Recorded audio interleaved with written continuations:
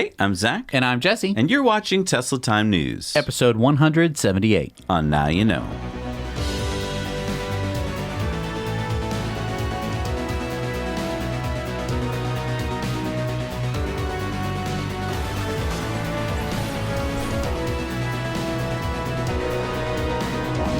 Brought to you, as always, by our wonderful Patreon patrons. They help support the show, and they get some pretty cool perks as well, including a monthly live stream, which we did just 2 weeks ago. It was very fun. We got to talk to lots of great people on Zoom, so we actually get to see your face. You get to ask questions. It's a whole lot of fun. And as Amazon associates, we earn from qualifying purchases. Link is down below. And from ecoware.us, where new designs are uploaded every week, and we carbon offset the manufacture, shipping, and life cycle of your purchase, and we plant a tree on top of that for every order. Help support us here at Now You Know by heading over to EcoWare. So this is kind of an abbreviated Tesla Time News this week because we are now in the past. In the future, we are going to fully charge live, which is going to take a few days out of our week. And so we're going to be giving you some stories from here, but we're also going to be cutting to Zach and Jesse in the future to tell you some stories from there. So the Netherlands are lowering their speed limits. On March 16th at 6 a.m., the Netherlands will be lowering speed limits to 100 kilometers per hour during the day in order to reduce nitrogen emissions. This is because the Netherlands' highest administrative court has ruled that the Dutch are not doing enough to reduce nitrogen. So after 7 p.m., speed limits will go back up to areas where they previously had 120 or 130 kilometers per hour speed limits. But I gotta say, if it's as I understand it, and everyone has to go down to the 100 kilometer speed limit, this is kind of too bad for EVs because they're not contributing to this nitrogen problem. I mean, wouldn't it be cool if they were like speeding by everyone else? I think that you'd run into some traffic flow problems, but it would be a great incentive for EVs if you had a green plate to be allowed to drive the higher speed limits. So as we talked about, we were already at Fully Charged Live, even though we haven't been there yet. So right now, for you, we've already been there. And so here's what we discovered.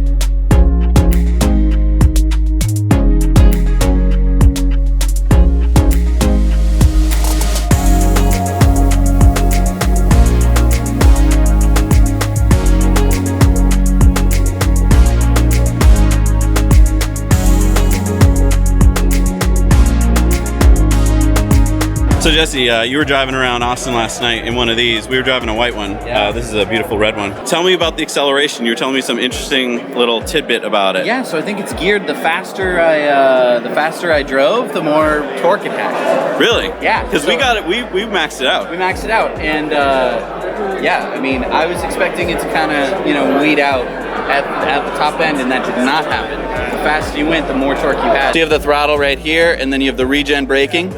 I love the regen braking. It's super duper strong.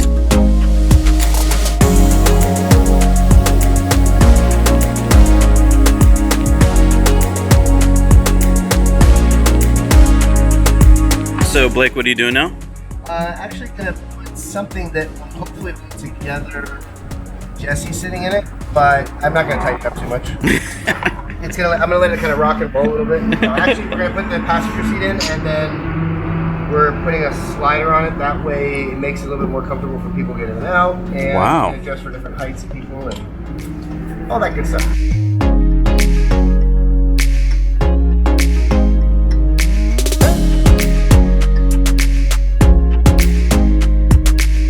So I don't exactly understand how this happened, but we were working in the shop here with Blake, helping him out with his Model S, and then all of a sudden Jesse's getting a Porsche conversion from EV West ready to go out on the track. Sun's going down, and yeah, he's just going for a little ride, little spin.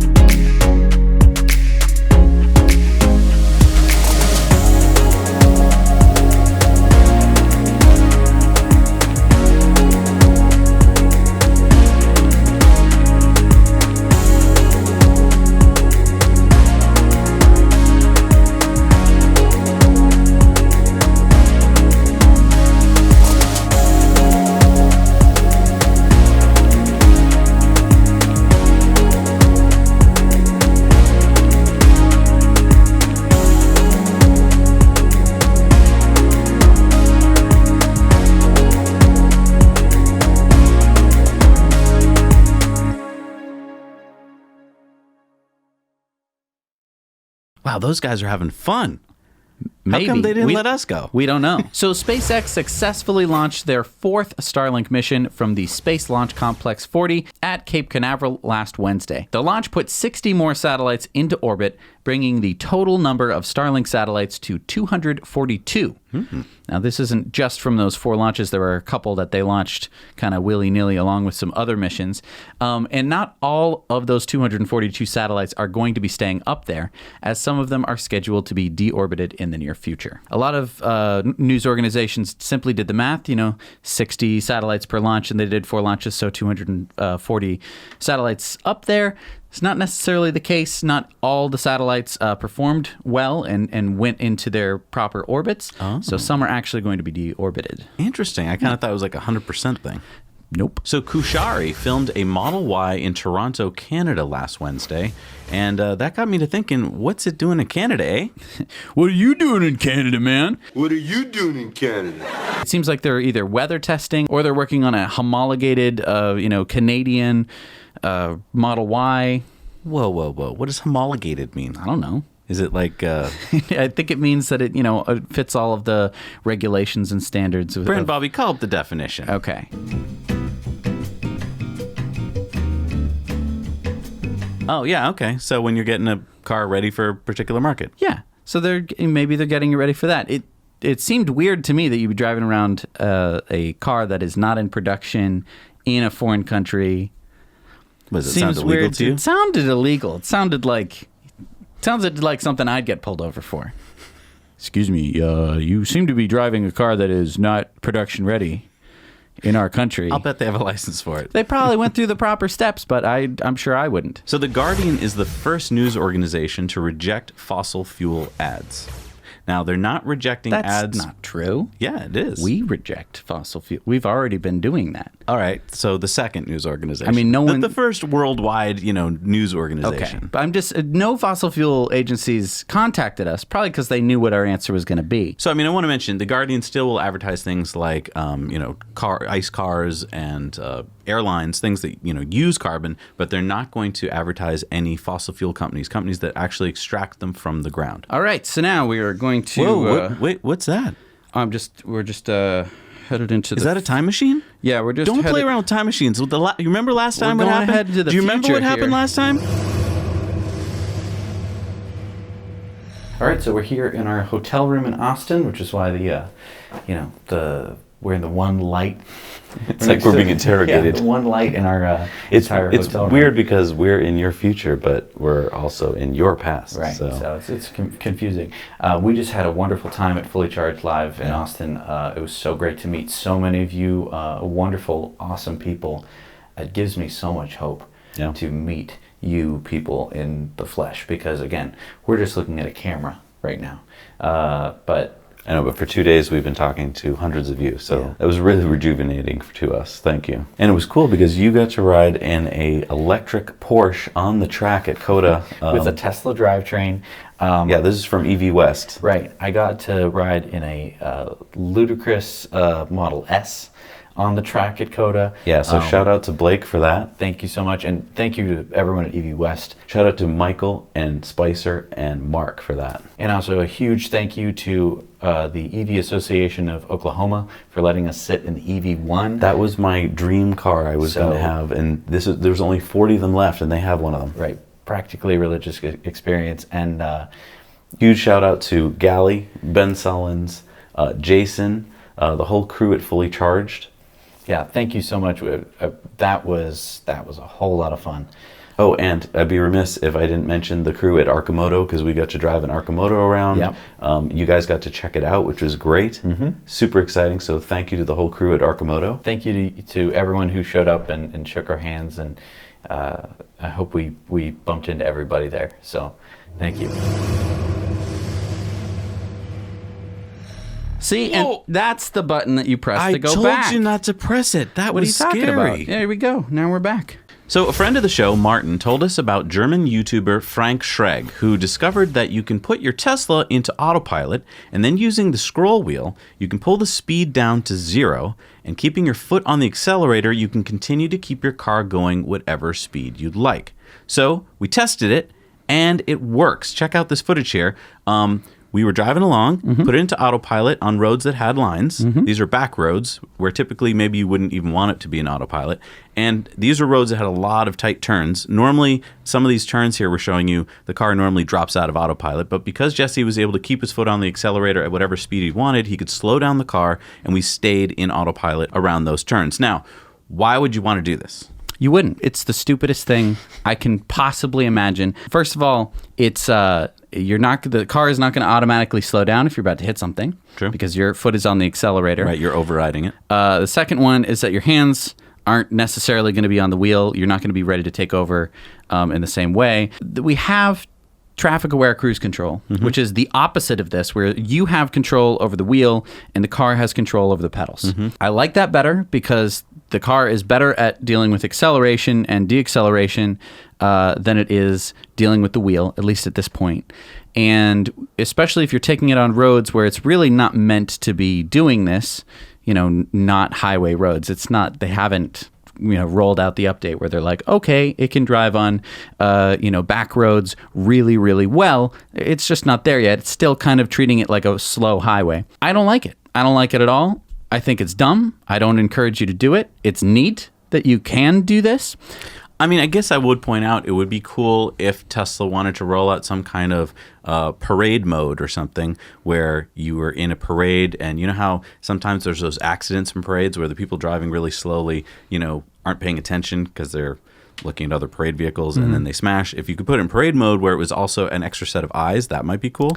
There's too much liability in that. You wouldn't want to be plus it's ignoring the lines on the road. So exactly. There's no reason for this. There is one aspect of this that I like, which is setting the car into autopilot, setting the speed to very low. Before version 10, you couldn't set the car to go any slower than 18 miles an hour in autopilot or traffic-aware cruise control.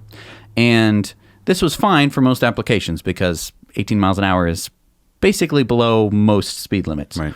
What I like about 15 miles an hour is if you're in the middle of nowhere and you are taking a scenic drive, it's a beautiful day, the road is well marked, and there's no one else on the road. Like, you're not going to be running into anyone else. It could be nice. Put it into autopilot, set it to like 10 miles an hour, and just leisurely go along.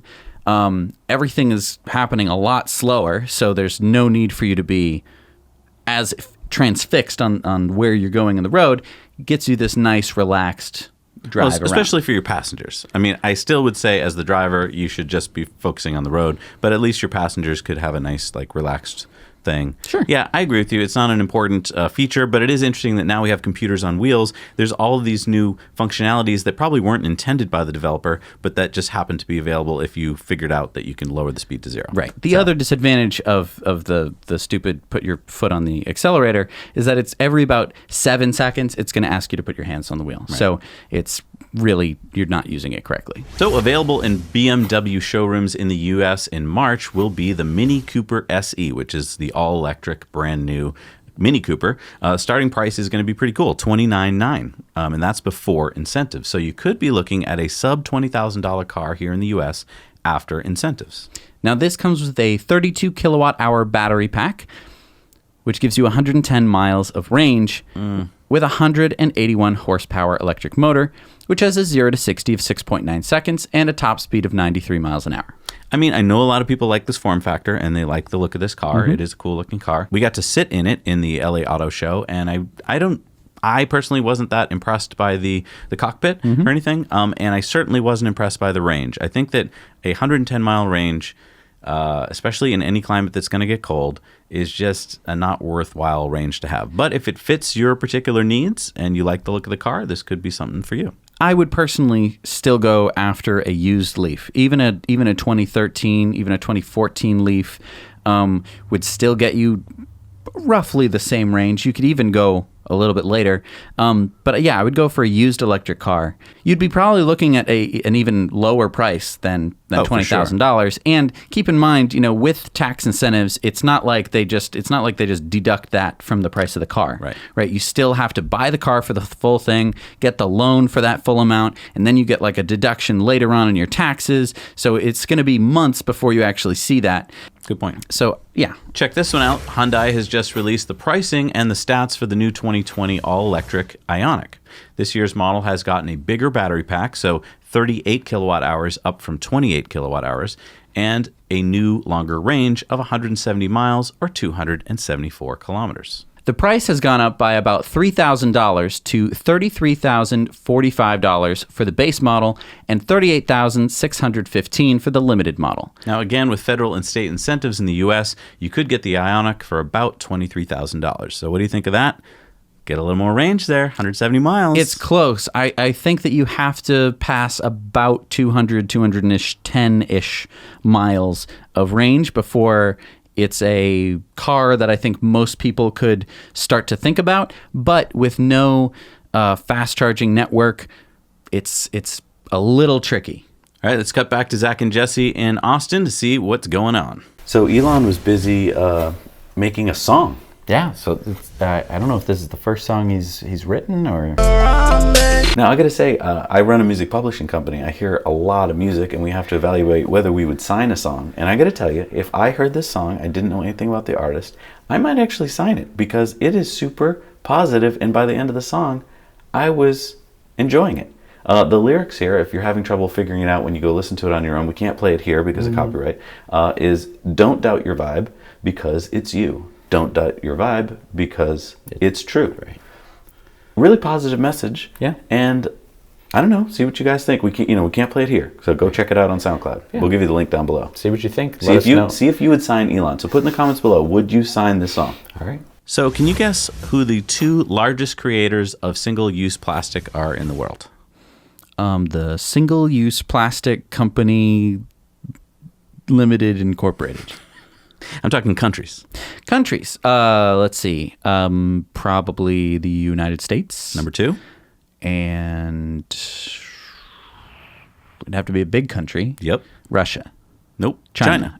China's number 1. So, yeah, China's number 1, and U.S. is the number 2 largest creators of single-use plastic. The good news here is that China has just come up with a new 5-year plan to do something about plastic. And as you can see here, they've come up with a plan where in 2020, they start to attack some of these problems, some of the bigger, like plastic bags and things like that. And then as you get into 2022 and then 2025, they expand it. So a lot of these things are starting off in particular cities, and then they're expanding those cities until they cover the entire country. So pretty all-encompassing plan here. It'd be interesting to see if they can pull it off. It could make a huge difference in the use of single-use plastic. Yeah, I mean, they're currently the number 1 polluters, so they could drop down to the number 2, the number 3, just fall right off the list. And I would encourage other countries to follow in the same kind of vibe where you're just getting rid of single-use plastic. We don't need it, right? It's not like the first things humans invented were single-use plastic. It's not like, okay, and as you can see, this is from 10,000 years ago. It's a plastic spoon, which was disposed shortly after its invention. Now, we don't see that. So Ford's Lincoln brand will be partnering with Rivian to build an all-new, fully electric vehicle. Joy Falatico, the president of Lincoln Motors Company, commented on the news. Working with Rivian marks a pivotal point for Lincoln as we move towards a future that includes fully electric vehicles. This vehicle will take quiet flight to a new place. Zero emissions, effortless performance, and connected and intuitive technology. It's going to be stunning. Now, Wait, so the name of the vehicle is Quiet Flight? I don't know what quiet flight means. Is it going to fly? It sounds like it's a movie. It It does. About the Wright brothers and birds I think it should be Helen Keller. Okay, so I think it should be Matthew McConaughey as one of the Wright brothers. Okay. And Owen Wilson as the other brother. Ooh. Huh? Okay. And they're inventing the plane, and it's called Quiet Flight because they don't talk to each other the whole time. They're in a fight the whole time, so they're just like, Okay, but so let's get back to Lincoln here, and let's talk about Rivian. Rivian has like 8 companies that it's developing powertrains for. Yeah. You give us $1 billion, we'll let you use our skateboard. How are they going to have time to produce like 7 different. How many platforms are they going to need to make? Yeah, I mean, Ford got a good deal out of this. They're getting the Ford F-150 on this platform, and now their Lincoln brand on this platform. Like, that was a smart move from Ford because they didn't have to spend that much money. Didn't they spend millions and millions of dollars? Yeah, but for what they're getting, I mean, they had nothing before That's this. true. Nothing electric. That's very true. So let's keep talking about Rivian.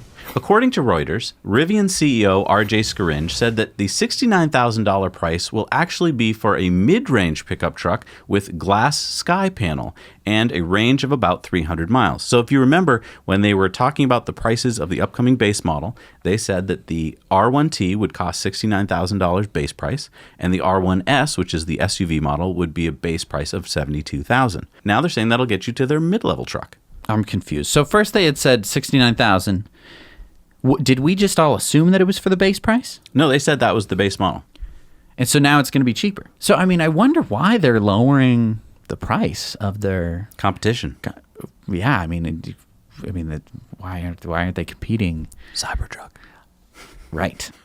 So I think it's the Cybertruck basically. Yeah. The Cybertruck came in, blew their price out of the water. Oh yeah, especially with the specs of the Cybertruck and the fact that you can basically drive it through the woods and not have to worry about your dainty paint. I mean, $39,900 for a base Cybertruck versus $69,000 for a base Rivian. Well, now it's going to be cheaper. They're not going to tell us what price it is. No, I think they're scrambling. I mean, is it going to be what, like 68,800? I mean, what? I don't know. They're going to have to do quite better than that if they're going to pull people away from the Cybertruck. That's what I mean. Yeah.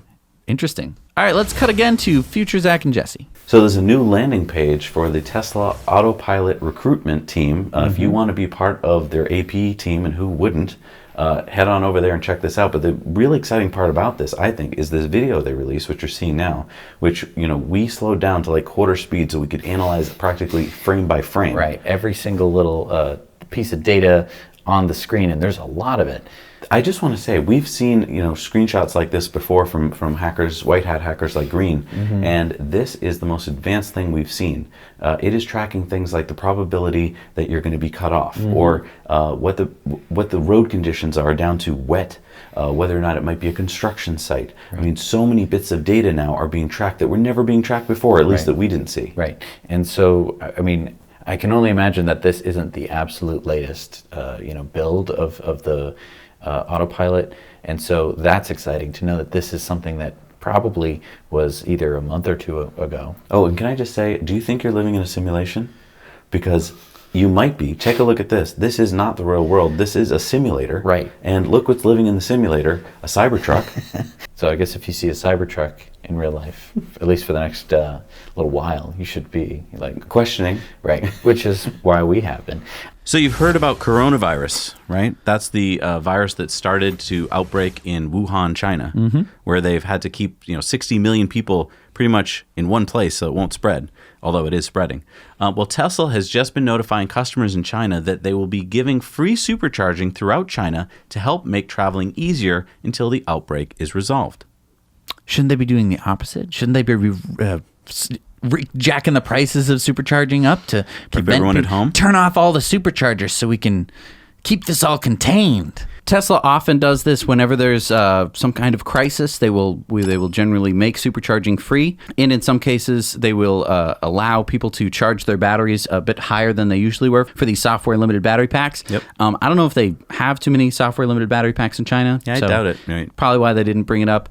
It's also just another complicated thing that, like, when they make that announcement, people are just like, what does that mean? Does my car have it? I mean, I understand it when they're doing it for a hurricane or for power outages. I kind of don't understand it here, where you really don't want people traveling that much. You want them to stay in one area. So it does seem a little counterintuitive. It's a nice gesture, I guess, but at the moment, I don't think there's a whole lot anyone can do. Right. Where are they going to go? It's time for a video contributor story. And a friend of ours, Sven, he's a video editor in LA. He's got a really cool YouTube channel you should go check out. He's starting a second channel to just talk about Tesla. He doesn't want to confuse people between, editing and Tesla. So he's starting a new channel. I urge you to go check it out. He's sent us this video about primal branding, and you should go check it out on his channel. What is primal branding? Primal branding is this method by which you're not, advertising to people and being like, this thing's great. Really? Please buy it. You're going like, we have a mission. here's what we're trying to accomplish, and these are the steps along for our mission, and you better hop on. Yeah, I mean, primal branding is kind of what we're doing now. Like Tesla, we have nothing to do with Tesla, even though people ask us all the time, do you work for Tesla? Right. They can't believe that we would spend all of our time talking about a brand that we're not being paid to talk about. Right. And that is because we believe in the mission, we believe in the products. And when you come across a brand like that, people often bring up Apple, then you get something amazing that happens, right? Because people will stand in line for days for Apple products. They'll stand in line for, days for Tesla products. And then you get this primal branding, people who are so into the brand that they are actually doing the advertising for you. Right. All right, it's time for our Patreon bonus stories. If you head on over to Patreon and support us for as little as $1 a month, you'll be able to check out all of our cool Patreon bonus stories. And there's other cool perks there as well.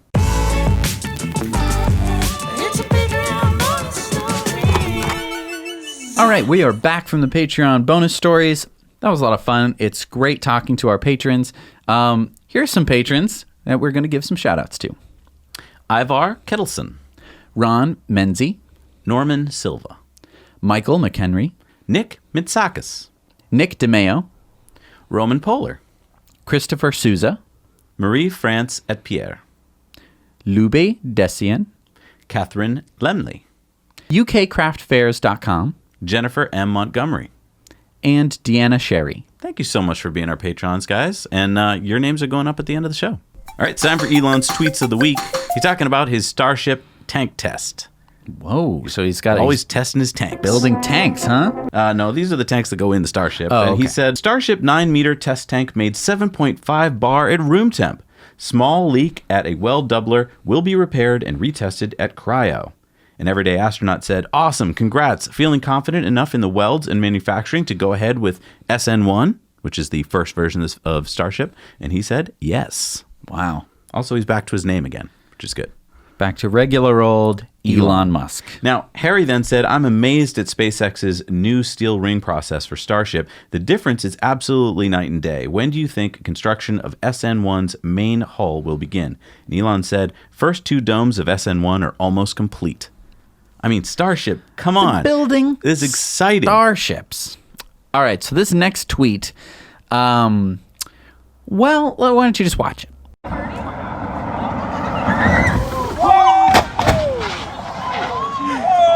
Wait, what just happened? Was that played in reverse or something? No, even if it were played in reverse, it'd be equally scary. And that was a full-sized real Model X.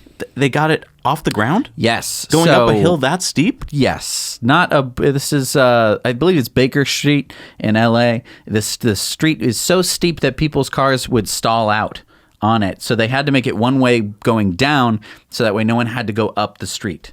Wow. So he is breaking like a ton of laws by doing this because he's going the wrong way up a one-way street. He's also going way too fast. He's also leaving the ground, which I think is against the law. It's almost against the law of physics. It's amazing. It's amazing that he's able to do it and is very dumb. And I wouldn't encourage you to do it, but No. cool. Very cool, but dumb. Right? Yeah. Hey, it's time for Community Mail Time. Community Mail Time. Remember last week we showed the Mars training camp in Utah? Yeah. Well, our friend Zach wrote to us to tell us about how he was inspired by Elon Musk to go to college at the age of 27 and become a software engineer working on the BYU Mars rover team. Now, he's working on a video contributor story, so stay tuned for more info on that. But it's going to be really cool. This is a competition where every year the schools compete to make a Mars rover. Very fun. Yeah.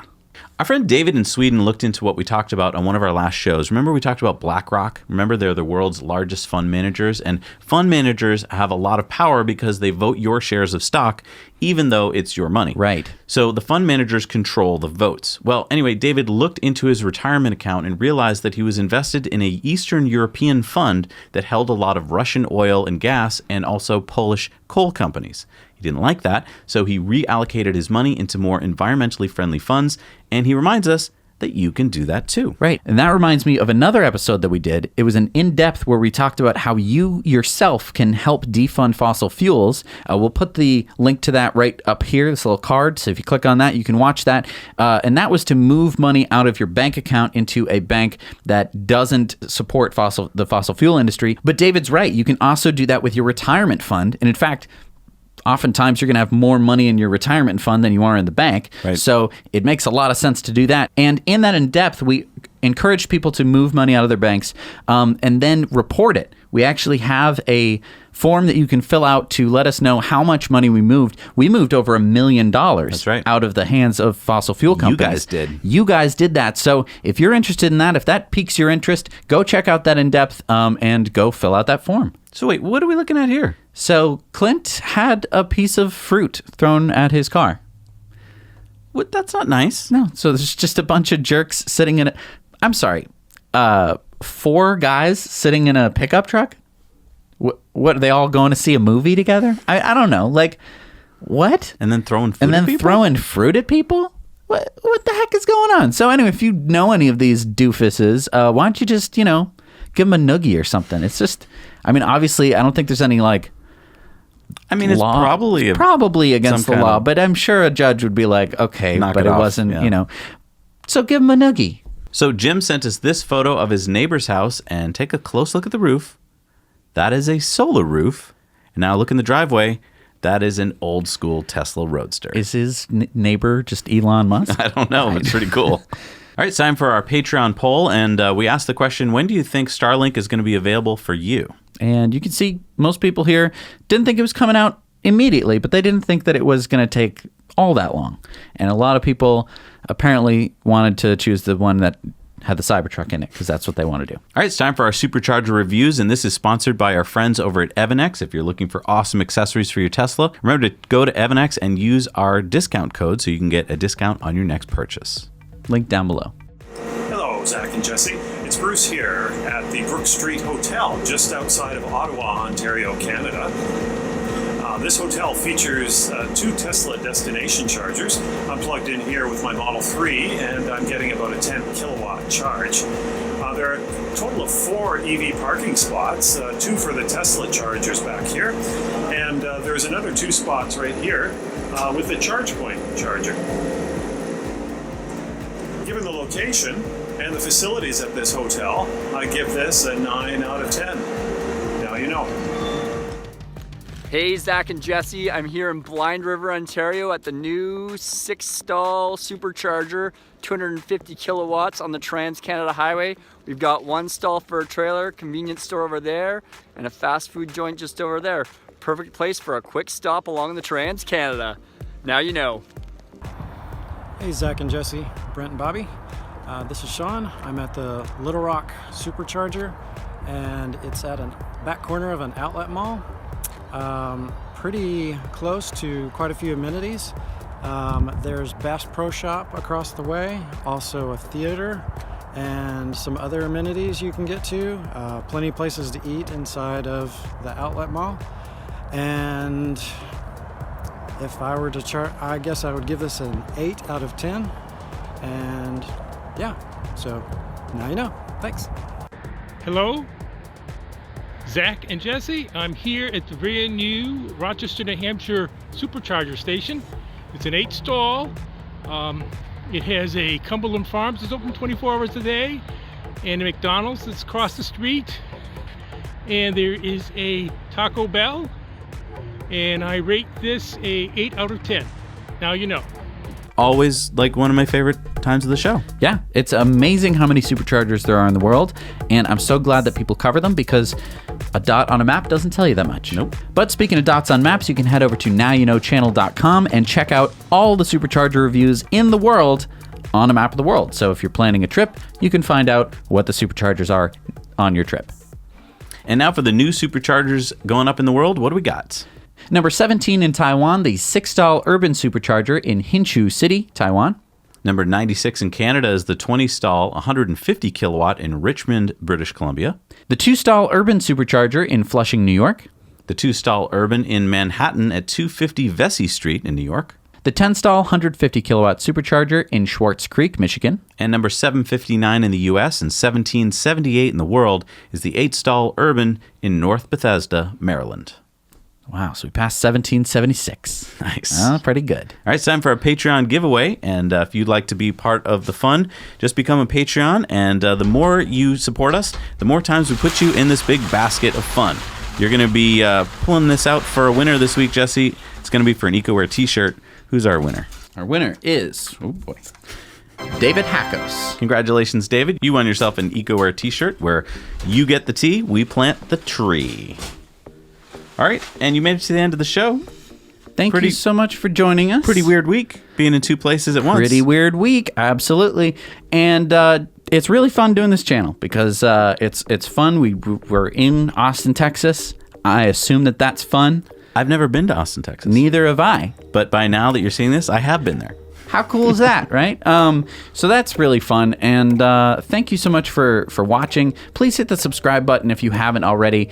Really helps to have a big subscribe number on YouTube. It means that when we talk to companies, when we're like, hey, we want to interview you because you're doing something interesting, and we have 160,000 subscribers, they go, oh, that's interesting. And you know, over half the people that watch us aren't subscribed. So I don't know what that's all about. And the thing is, if you subscribe, it's not going to bug you. Like if you don't hit the little bell icon, then it won't bug you all the time. It'll just up our subscriber numbers. And like Jesse said, it really does make a huge difference. Right. And I'm kind of going against what YouTube tells us to do. You can click the bell icon, but basically it'll give you an option to never give you a reminder about any of our videos. So if you're like, I really don't want to be bugged about any videos. I'll tune in when I want to. Right, I'll tune in when I want to. I want to do this on my terms. You can absolutely do that. I don't want you feeling like you have to watch every single one of our shows. They're an hour long. We come up with lots of different content. So if you're like, I don't want to be bothered, don't worry about it. You can actually not hit the you hit the subscribe bell, and then you say, don't notify me. You know what I'm looking forward to? What? Is the episode that you shot, it's coming out on Wednesday, I think, where you teach us how to drive with a trailer on the Model X, and you came up with this really cool computer that you used. It makes a huge difference. I went from not being able to back up a trailer. Like we were picking up a trailer at U-Haul, and we had absolutely no idea how to back it up at all. We did a little bit of practice. We learned this technique. I came up with it. Not to brag. And then as soon as I had that there, I could back up a trailer. You were backing it up straight. You were doing turns. You were doing it whatever you wanted. I could back it up straight for miles and miles. I could park it anywhere. I feel so confident. It's super powerful. And I just want to tell you, I have some experience in this. Right after you were born, we drove a U-Haul across the country with towing a car on it, my father and I. And whenever we would get to like a hotel or a restaurant, we were like, oh gosh, let's make sure we can pull out straight.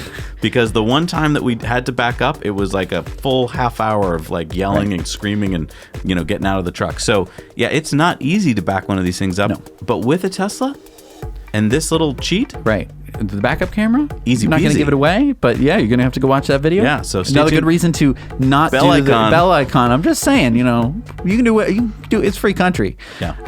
But you're probably also watching from somewhere else in the world, so free. It's a free world. Is it? I want it to be. Thank you so much for watching. Now you know.